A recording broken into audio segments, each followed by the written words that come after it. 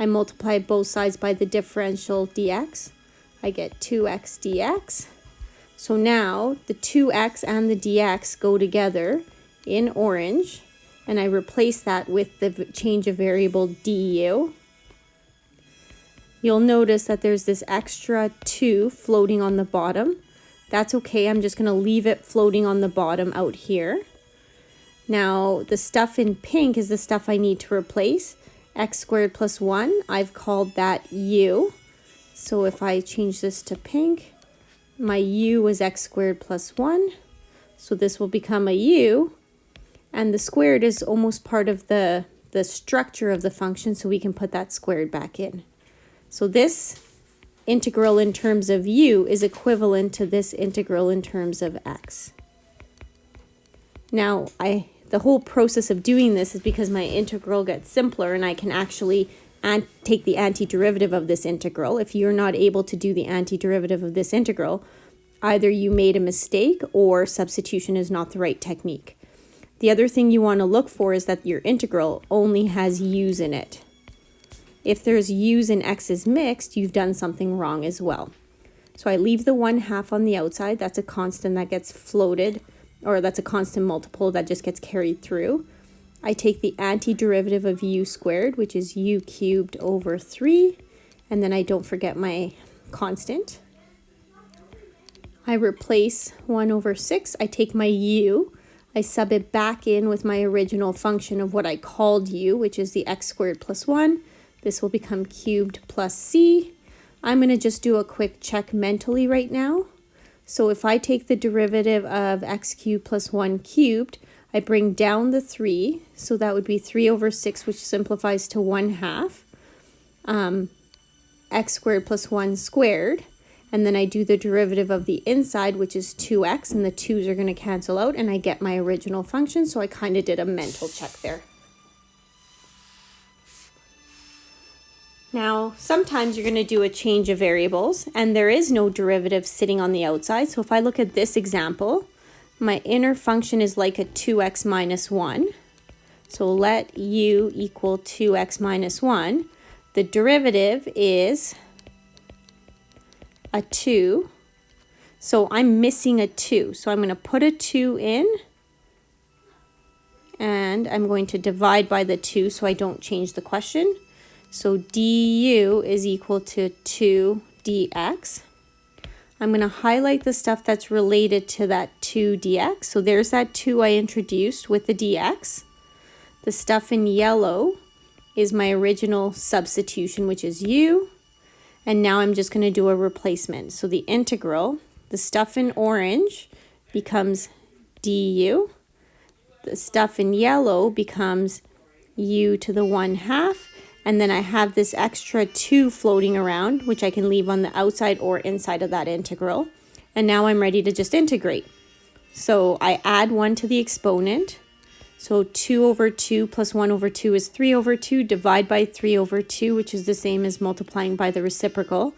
U to the 3/2 plus c. I cancel out this 2, so I get 1/3. My u is 2x minus 1 to the 3/2 plus c. And again, I'm just going to put a check mark here that I verified. You can trust me unless I've made a careless error, which I tend to do. Bring down the 3 over 2, you're going to get a 1/2. 2x minus 1 to the 1/2. And then I take the derivative of the inside, which is 2x, and then those extra 2's will cancel, giving me my original function. Change of variables again. I'm going to let u equal my inside. The derivative of the inside is 2. I don't have a 2, but now here I have an extra variable. Okay, so not only am I missing the 2, I'm going to introduce the 2, which is an okay thing to do, but I have this extra x here. Now sometimes this can work. So I'm going to go u is equal to 2x minus 1. My derivative is equal to 2. So this extra x, I'm going to see, does it work? So if I can take this original expression and isolate for x, I'm going to add 1 to both sides, divide that answer by 2. I'm actually able to get an expression for x. Now what I'm going to do is actually do the change of variables and then look at my integral. And if it works, then great. I can actually use substitution even though there's an extra variable. But sometimes this won't work or your integral will become harder. So there's my original substitution. There's my 2x dx, so the stuff in orange, or not 2x dx, 2dx. There's the stuff in orange. The yellow stuff is going to be the stuff that was extra or introduced, but I'm going to change that yellow stuff by the substitution that I've created here. So 1/2 is the stuff in yellow. The yellow is actually u plus 1 divided by 2. The stuff in pink is u to the 1/2, and then the stuff in orange with this and this combined become du. So let's see if I can change this into something I know how to integrate. 1/2 u plus 1, u to the 1/2 du. I distribute that in, so that's actually easy for me to do. U to the 3/2, I add the exponents, plus u to the 1/2 du. Now I'm actually going to integrate 1/4. Okay, I'm going to put a big bracket here. U to the 5/2, and then I divide by 5/2, which is the same as multiplying by the reciprocal, plus 3/2, u to the 3/2, and then I divide by 3/2, which is the same as multiplying by 3/2, and then I add my arbitrary constant. Careless mistakes, don't forget the plus c, you will lose marks for that. Don't forget to sub back into x's, because it's not quite complete unless you do that, because the original problem was x's, not u's. So 1/4, and I would recommend not simplifying the expression unless they ask you to do so. And then I get 2x minus 1, which was what u was.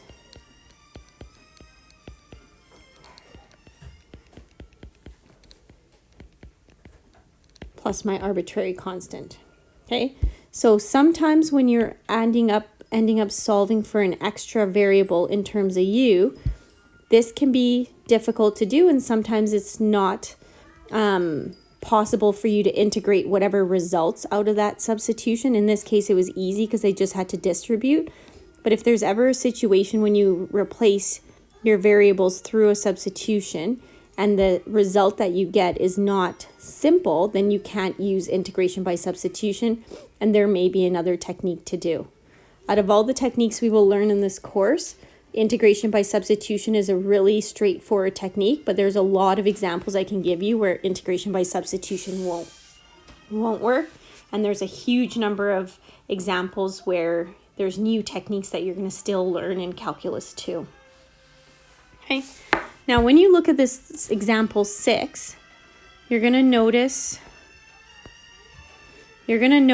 that there's sort of like 3 mini functions happening. There's a 3x that's repeated in the sine and the cosine. There is a cos x, and there is a sine x. So it's sort of like a function within a function and potentially another function. So I want to kind of be clever when I'm choosing my u. If I look, the cosine is sort of independent by itself, but the sine has a squared on it. So what I'm going to do is the part that has the squared on it, I'm going to kind of ignore that and only take the inner part of that function. So if I look at this integral, I sort of have a sine of 3x, which is like an inner function because this squared actually sits on the outside, times a cos of 3x times a dx. So if I was going to guess what my inner function was, it would probably be the sine of 3x because it's sitting within another function. So the derivative of sine 3x is cosine of 3x times the derivative of the 3x by chain rule, which is 3.